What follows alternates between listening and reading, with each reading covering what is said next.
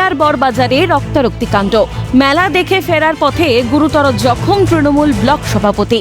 পুরুলিয়ার বড়বাজারে লক্ষণপুর শিব মন্দিরের কাছে চলছিল গ্রামীণ মেলা। সেখান থেকে ফেরার পথে প্রায় 10 জন দুষ্কৃতী দীপক মাহাতো নামে ওই তৃণমূল নেতার পথ আটকায় বলে অভিযোগ। এরপরই রড দিয়ে বেধড়ক মার। গুরুতর আহত হন তার সঙ্গে থাকা আরও 2 ব্যক্তিও।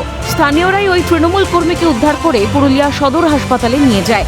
তার অভিযোগের তীরে স্থানীয় বিজেপি ও বজরং দলের কয়েকজন সদস্য। সকলে মিলে আমার উপর হঠাৎ হামলা চালায়।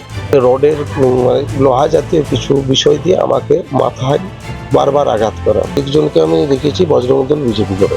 খবর পেয়ে আহত তৃণমূল ব্লক সভাপতির সঙ্গে হাসপাতালে দেখা করতে পৌঁছন তৃণমূলের জেলা নেতৃত্ব। ভোট বাক্সে প্রভাব আনতে সন্ত্রাসের সঙ্গে হাত মিলিয়েছে গেরুয়া শিবির। ঘটনার জেরে ক্ষোভ প্রকাশ তৃণমূলের। আশা যারা বিজেপি তারা সবসময় একটা নিজেদেরকে জাহির করার জন্য আগে তো ওরা অস্ত্র নিয়েই কারবার করতো, তো বাম এখন রাম হয়েছে। সেই রাম তাদের কিছু তো আর ভালো কিছু আশা করা যায় না। ভোটের আগে যে কোনো মতে ওরা পায়ের তলা মাটি ফেরাবার চেষ্টা করছে, যদিও সেটা অসম্ভব।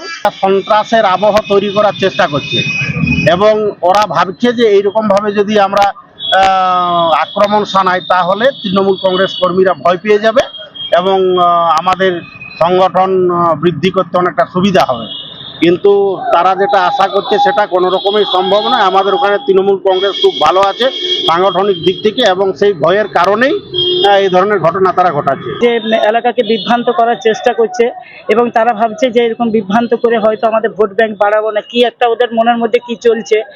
জনরোষের শিকার তৃণমূল নেতা। গোটা ঘটনায় দায় ঝাড়তে সাফাই বিজেপির। গাজনকে কেন্দ্র করে এই বিবাদ এবং জনগণ সবাই ছিল জনরোষে। গ্রামের মানুষরা এই তৃণমূলের অত্যাচারী নেতাকে পিটিয়েছে।